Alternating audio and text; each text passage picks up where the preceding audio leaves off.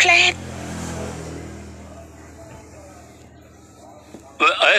មិនក៏ឆាប់មកវិញម្លេះនាងហៅសាច់ញាតិមកហើយបើអញ្ចឹងឆាប់ឲ្យសាច់ញាតិសញ្ញេទៅឥឡូវខ្ញុំជាប្រពន្ធគាត់ហើយលោកគ្រូពេទ្យហូបស្ករគ្រាប់ទៅខ្ញុំសញ្ញេចុះ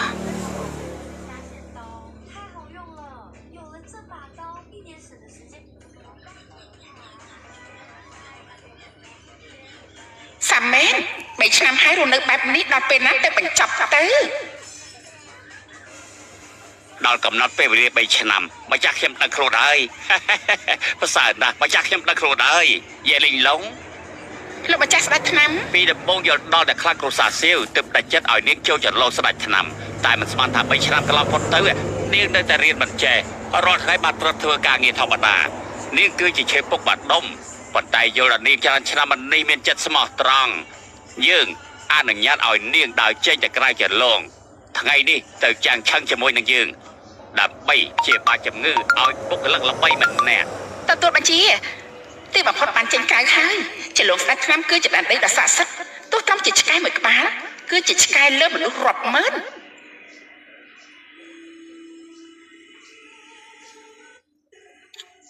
ពេលកំណត់3ឆ្នាំមកដល់លោកគ្រូដឹងខ្លួនហើយស៊ីម៉ាំងផ្ដល់ដំណឹងទៅត្រៀមជិតហោះចម្បាំងសម្ដៅទៅជាងឆឹងយើងត្រូវគោរពលោកគ្រូតាមមុនគេជាងឆឹងអីអ្នកគ្រូខ្ញុំស្គាល់ជាងឆឹងច្បាស់ខ្ញុំសុំទៅជាមួយដែរគ្រាន់តែបានថែទាំអ្នកគ្រូខ្ញុំក៏ចង់ឃើញលោកគ្រូតាខ្ញុំដែរអញ្ចឹងក៏បានពេលគ្រូតាឃើញឯងច្បាស់ជាសប្បាយចិត្តសប្តាហ៍ខ្ញុំជាកូនសិស្សទៅចម្បាំងឈីងលាន់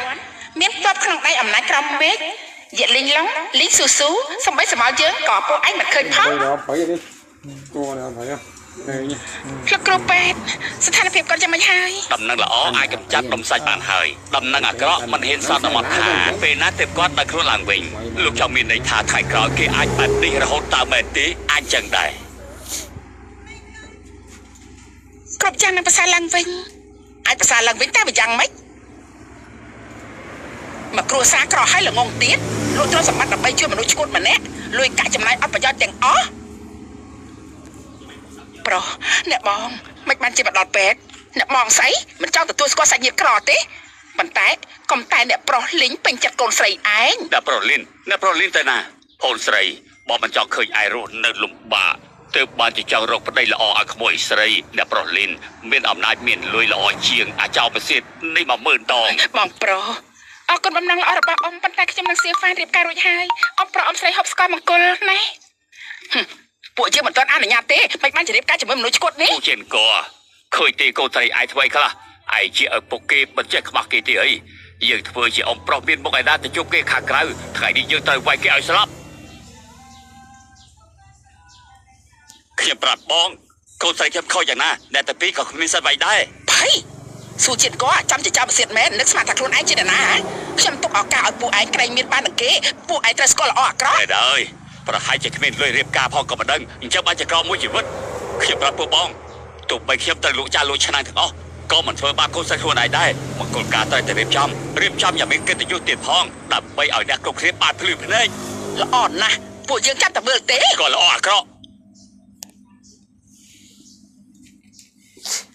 មើលដល់ហ្នឹងណាចឹងវាមានលោកតាថ្ងៃនេះជាថ្ងៃខ្ញុំនឹងសៀវហ្វានរៀបការសង្ឃឹមថាវិញ្ញាណក្ខន្ធលោកតាតាមថែរក្សាសៀវហ្វានឆាប់ដឹងខ្លួនឡើងវិញអូលីថ្ងៃនេះជាថៃកលការយានពេលណាទៅចេញមកដល់ថាម៉េចមកបានណាអញ្ចឹងគិតធ្វើយ៉ាងម៉េចបើគ្មានភ្ញៀវសុំបីតែម្នាក់ហេយ៉ាស្ងាត់ឲ្យត្រេងកុំប្រាប់ថាគ្មានអ្នកណាផឹកស្រាមង្គលកូនកំមុំណាពីត្រីក្រពីអីណាអញ្ចឹងបានជាគ្មានភ្ញៀវមកឲ្យភ្ញៀវហូបរបស់អស់នឹងដូចជាអត្តខាតពេកហើយឆ្កែនៅផ្ទះខ្ញុំវាស៊ីឆ្ងាញ់ជាងនឹងទៅទៀតបងបើមកចូលរួមមង្គលការខ្ញុំស្វាគមន៍អ្នកតាពីរបើអ្នកតាពីរគាត់តាមអាសាចំអកសុំចេញទៅវិញទៅចង់ឲ្យខ្ញុំផឹកទឹកដូងមែនទេខ្ញុំនឹងឲ្យមិនមែនមនុស្សក្នុងលំដាប់តែមួយខ្ញុំតតែផឹកស្រាថ្លៃមែនហើយចង់ដេញពួកយើងចេញអ្នកណាមកចូលរួមមង្គលការនេះទៅអ្នកណាថាគ្មានមនុស្សចូលរួមកម្មករទាំងអស់គ្នាមកហើយខ្ញុំអ្នកដឹងជួលអាហារមកដែរខាងបញ្ញារាក៏មកដែរពួកឯងមិនដល់ទាំងអស់គ្នាលោកស៊ូលើថាថ្ងៃនេះលោករៀបការកូនស្រីទៅពួកខ្ញុំមកផឹកស្រាបានមួយកែវមកដែរលោកស៊ូមានរឿងល្អយ៉ាងនេះវិញប្រាប់ពួកខ្ញុំបើចាត់ទុកកម្មករទាំងអស់ជាមិត្តភក្តិទេអីត្រូវហើយអរេយកទៅអត់ទេទទួលយកទៅ ស្ថានភាពគ្រួសារលោកយ៉ាងម៉េចពួកខ្ញុំដឹងដូចជាទឹកចិត្តកម្មករទាំងអស់បើមកហូបទៅទេវាមិនស័ក្តិសមត្រូវទេត្រូវលោកស៊ូមានគេមកបង្ករឿងទីនេះមែនអត់បើខ្វះខាតអីបងប្អូនយើងចេញមកជួយសូមកុំអារម្មណ៍អីឆាប់ទូរស័ព្ទឲ្យដល់ចាំមកលេតអត់អីទេ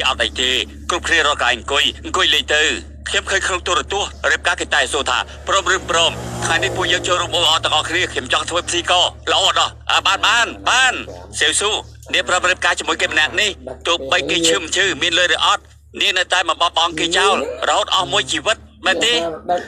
ខ្ញុំព្រមល្អណាស់បងខ្ញុំសួរឯងព្រមរៀបការជាមួយនាងម្នាក់នេះទេទោះបីនាងឈឺមិនឈឺរូបសម្រស់មិនស្អាតឬក៏មិនស្អាតនៅតែមិនបបអង្គនាងចោលរហូតអស់មួយជីវិតយើងមកពួកខ្ញុំព្រមល្អណាស់អស្ចារ្យពិតជាអស្ចារ្យមែនធ្វើឲ្យខ្ញុំស្ទើរតែស្រក់ទឹកភ្នែកអ្នកប្រុសលីនមកដល់ហើយហ៎ខ្ញុំសុំណែនាំបន្តិចខាងនេះគឺអ្នកប្រុសលីនអៅធានបងស្រីរបស់អ្នកប្រុសលីនគឺជាកូនធម៌របស់អគ្គនាយិកា Feng In Group ខ្ញុំជឿថាគឺអ្នកនៅទីនេះទាំងអស់គ្នាសុទ្ធតែស្គាល់ហើយ Feng In Group ជាសហគ្រាសក្បាលនាទី1ក្នុងប្រទេសតម្លៃគឺពាន់លានចាងឈីសានលោកមិនខកខ្ញុំមែនក្មួយស្រីលោកពិតជាស្រស់ស្អាតណាស់អ្នកប្រុសមិនត្រឹមតែប៉ុណ្្នឹងទេអាមេស៊ីនោះពីមុនជាមនុស្សអត់គ្រប់ទឹកមិនស្គាល់អ្វីជាស្នេហាប្រុសស្រីទេក្មួយស្រីខ្ញុំនេះជាស្រីក្រមុំទៀតផងណាអំប្រុសអំស្រីមានន័យថាម៉េចហ្នឹងមានន័យថាម៉េចអីប្រកាសជារកប្តីល្អឲ្យឯងហើយបើឯងរៀបការជាមួយអ្នកប្រុសលីនថ្ងៃក្រោយអនាគតភ្លឺស្វាងមិនព្រួយមួយជីវិតមែនហើយគ្រួសារឯងដោយសារអធិការនេះទៅធាក់ខ្លួនក្រអ្នកប្រុសលីនពេញចិត្តឯងពិតជាសម្ដាពីដូនតាគ្រួសារស៊ូឲ្យក្បាយបាត់បង់វាគួរឲ្យស្ដាយខ្ញុំនិយាយម្ដងទៀតប្តីខ្ញុំមានតែម្នាក់ទេគឺសេហ្វានពាក្យថាអនាគតរុងរឿងស្អីខ្ញុំនឹងបង្កើតវាដោយខ្លួនឯងមិនខុសទេស៊ូជាងគាត់ខ្ញុំទោះបីក្រស្លាប់ដាច់ពោះស្លាប់ក៏មិនលុកខូសៃខ្លួនឯងដែរពួកឯងនេះចាំជាល្ងងមែនអស់កាយហើយអ្នកប្រុសលីនមើលទៅពួកគេមិនឃើញក្តារប្រជុំសោតតែភ្លេចទេតែណាចង់ប៉ះពាល់សេស៊ូពួកខ្ញុំមិនព្រមទេមិនព្រមខកឆ្ងាយតិចទៅក៏ក្រិចខ្លាំងខ្ញុំគាត់តែប្រឡាក់លើខ្លួនមិនដូចអ្នកខ្លះអាក្រក់ក្នុងចិត្តថោកទាបណាស់មែនហើយពួកកម្មករឯងនេះចង់ចេញមកជួយគេមែនទេអាងមានលុយតែមានអីអស់ចាទៅមានលុយអាចធ្វើអ្វីបានគ្រប់យ៉ាងធ្វើអ្វីបានទាំងអស់ណាស់បាយយើងវាយបានល្អចាំមើលណាបងស្រីមានគេវាយខ្ញុំមើលទឹកក្រួយបងចាំមើលទឹកក្រួយតែគាត់និយាយតណាម៉ាក់ធေါ်ចិត្តបានជួបបរិជ្ជបុត្រដែលម៉ាក់ធေါ်នឹករាល់ថ្ងៃហើយកន្លងផុតទៅច្រើនឆ្នាំហើយមិនដឹងថាកូននេះរូបរាងយ៉ាងម៉េចទេអីចាម៉ាក់ធေါ်ស្អាតណាស់បរិជ្ជបុត្រច្បាស់ជាកាត់តាមម៉ាក់ធေါ်ហើយរូបរាងសម្រស់ស្អាតដូចគ្នាបរិជ្ជបុត្រគឺប្រកាសជាសង្ហាឲ្យក្មេងហើយសម្បូរទ្រព្យជាងគេមាត់ឯងនេះសម្ដីផ្អែមចង្អៃជោហេតុអីក្នុងដំណាក់កាលសំខាន់ទូរស័ព្ទមករំខានម៉ាក់ធေါ်ខ្ញុំសុំលើកទូរស័ព្ទអាផ្លេតរកតាមឡានអាឡូមកឲ្យឯងទៅដោះស្រាយបញ្ហានៅផ្ទះនោះថាម៉េចឯងត្រូវគេវាយចាំអាផ្លេតបងទៅដល់ឥឡូវហើយណាមើលឡូវា2000យើងយកមកលក់2000 3000កូនប្រុសប្រហែលឆ្នាំនេះឯងរងទុក្ខលំបាកយ៉ាងណាខ្លះទៅកូនរបស់ម៉ាក់មិនគប្បីនឹងឯង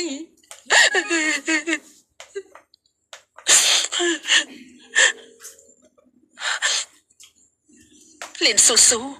នាងហ៊ានធ្វើបាបកូនប្រុសយើងអ្វីដែលយើងប្រគល់ឲ្យនាងច្រើនឆ្នាំមុននេះយើងនឹងជាប់មកវិញទៀតអូនសម្លាញ់អូនថាម៉េចកូនយើងនៅរៀនសុកមិនខែសាលាគេបញ្ឈប់ថកែយ៉ាងណាមិនត្រូវការប្រាក់ខែឲ្យគ្មានមូលហេតុទេបងប្រុសខ្ញុំរងចាំលុយបងថ្លៃសាលាមន្ទីរពេទ្យលោកហ៊ានបានសាយបន្លាយខ្ញុំមានន័យស្មើប្រមាណជីវិតគេអាយ៉ាតែមានអីកើតឡើងនេះជាផលតបស្នងដែលហ៊ានវាយបងប្រុសខ្ញុំ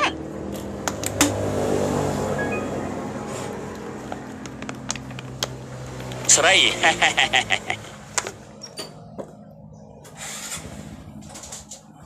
ប បងស្រីពួកឯងទាំងអស់គ្នាថាធំមែនហ៊ានវាយបងប្រុសខ្ញុំមិនឆាប់លុតជង្គង់ពុំនោះទេខ្ញុំនឹងធ្វើកូនពួកឯងមិនបានចូលរៀនឪពុកម្ដាយមិនបានមើលជំងឺសម្បីពួកឯងកុំសង្ឃឹមតែមានការងារធ្វើឯងចាំមើលតែយើងធ្វើបានឬក៏អត់ពួកឯងទាំងអស់គ្នាមិនក៏មិនឆាប់លុតជង្គង់ភ្លាមទៅនៅមុខអ្នកនាងលៀនពួកឯងមិនខុសពីសម្ោចនោះទេណា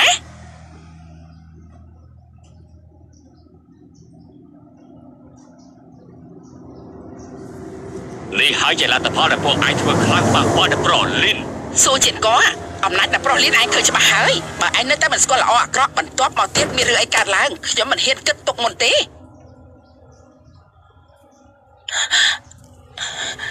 មកឡើងពួកគេទៅពួកគេគ្មានកំហុសទេអាយ៉ាពួកគេមានលទ្ធផលបែបនេះគឺដោយសារតែនាងទុកមុខឲ្យតែគេមិនយក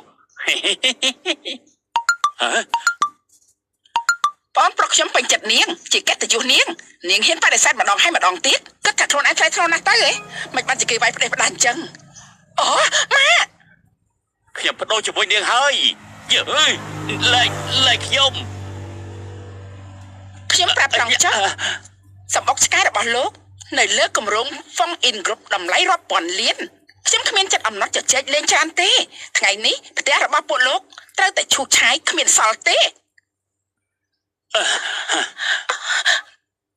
ខ្ញុំសំវកុំឈប់ផ្ទះខ្ញុំចោលអីក្នុងផ្ទះមានស្លាប់ព្រលឹងដូនតាគ្រួសារសៀវក្នុងនោះក៏មានប្តីរបស់នាងខ្ញុំដែរនាងមិននិយាយមិនអីទេកាន់តែនិយាយផ្ទះនេះកាន់តែត្រូវឈូសចោលពួកឯងឈប់ផ្ទះនេះឲ្យរៀបដល់ដីកុំតិចចោលភ្លាមទៅកូនស្រីឆាប់ថយចេញ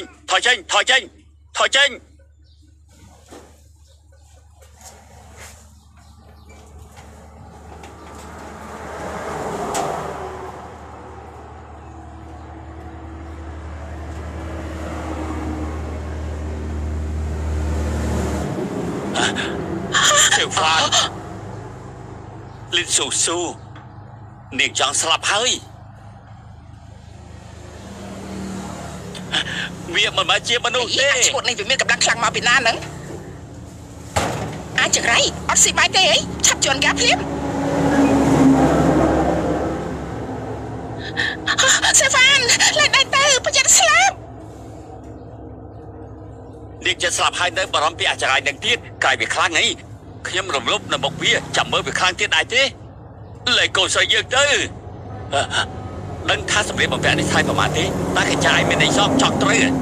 តែជ័យមិនចង់ផឹកស្លាប់អីយើងរំលោភនេះតែមុខគេទាំងអស់គ្នាចាំមើលនឹងខ្លាំងទៀតទេលេកូនយើងទៅបើខ្លាំងរំលោភសាសពួកយើងសិនទៅបើដែររំលោភសាសពួកយើងសិនទៅបើដែររំលោភសាសពួកយើងសិនទៅល្អណាស់បើពួកគេចាប់ស្លាប់ទៅហើយអញ្ចឹងសម្រាប់ពួកគេតែម្ដងទៅយ៉ាងណាបើមនុស្សស្លាប់យើងមាន Fong In Group ជាខ្នងមកឯងលៀនស៊ូចង់សម្រាប់អ្នកណាហ៎ម៉ាក់ធေါ်អគ្គនាយិកាទី1របស់ប្រទេសយើងហ្វាន់អ៊ីយើចាំជាល្បីដូចឈ្មោះមែនខ្ពង់ខ្ពស់ថ្លៃថ្នូររឹកពីខុសពីមនុស្សទូទៅដូចអស់ចាមែន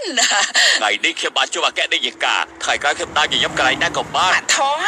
នេះបងប្រុសខ្ញុំលៀនអាវធានគម្រោងការនេះគឺគេជាអ្នកទទួលខុសត្រូវម៉ាក់ធေါ်កុំបារម្ភអីធានាថាការងារចាប់ថ្ងៃនេះម៉ាក់ធေါ်រវល់កិច្ចការច្រើនណាស់មិនបាច់អញ្ជើញមកកន្លែងបែបនេះដោយផ្ទាល់នោះទេណាអ្នកប្រុសនៅទីនេះអគ្គនាយិកាត្រូវតែមកទទួលដោយផ្ទាល់អ្នកប្រុសម៉ាក់ធေါ်យកច្រឡំទេដឹងទីកន្លែងចំកាត់មាត់ញោកអ្នកប្រុសមិនអាចនៅទីនេះទៅមែនហើយអគ្គនាយិកាក្រោយពីផ្ទះមកខ្នងអ្នកក្រប្រមាណអ្នកមានតែប្រុសមកពីណានាយិកាស្គាល់អាឈួតនេះមែនទេវានឹងរៀបរៀងការឈប់ឆាយផ្ទះអញ្ចឹងសម្រាប់ចុះខ្ញុំចាត់ការឲ្យអើធាននៅមុខអគ្គនាយិកាត្រូវធ្វើឲ្យបានល្អបានខ្ញុំប្រកល់ឲ្យដឹងថាគេជាអ្នកណាទេខ្ញុំដឹងគេគ្រាន់តែជាមនុស្សឈួតម្នាក់ប៉ុណ្ណោះមានអ្នកណាទៀតចាប់ជាខ្វះភ្នែកមែនមានភ្នែកមិនស្គាល់ភ្នំថៃសានឥឡូវខ្ញុំនឹងបញ្ជាក់ឲ្យពួកលោកមើលថាគេជាអ្នកណាសូមគោរពអ្នកប្រុស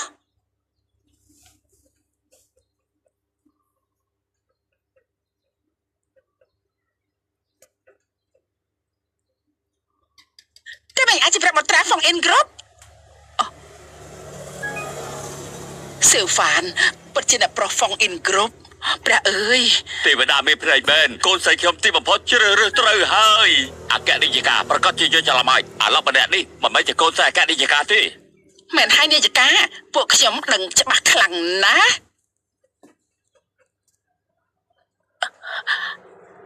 កូនម្ដាយបន្តអង្គុយជារបស់ឯងមែនទេអគ្គនាយិកាបន្តអង្គុយនេះសៀវហ្វានពាក់ជាប់ខ្លួនរហូតមិនបានជានៅក្នុងដែរអគ្គនាយិកាឬមួយពិតជាម៉ាក់របស់សៀវហ្វានពិតមែន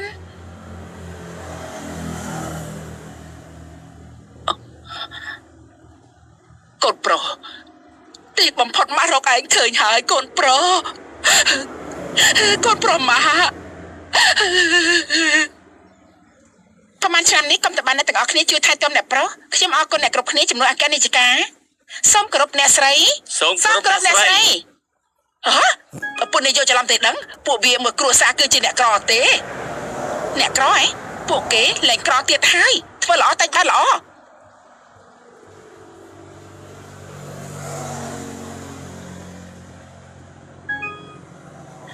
លុយ30លាននេះជូនអ្នកទាំងអស់គ្នាអរគុណពេលដែលអ្នកប្រុសលំបាកបំផុតអ្នកទាំងអស់គ្នាខំចេញមកជួយអ្នកណាធ្វើល្អដាក់កូនប្រុសខ្ញុំនឹងតបស្នងសងគុណដល់ម្នាក់នោះជាមិនខាន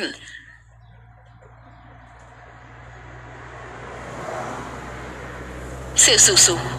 នាងជាក្មេងស្រីដែលកម្ររកបានម៉ាក់នឹងរៀបចំមង្គលការឯងទាំងពីរ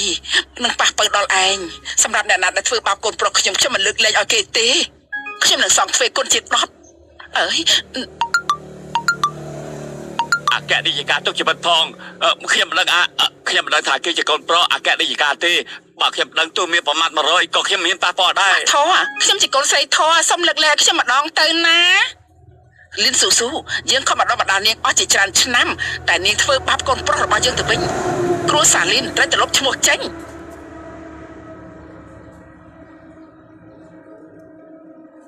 ជូនដំណឹងដល់ឪពុកម្ដាយគេអញ្ជើញពួកគេមកចូលរួមមង្គលការ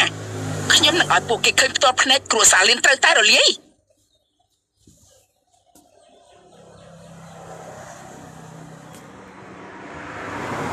អាឡូ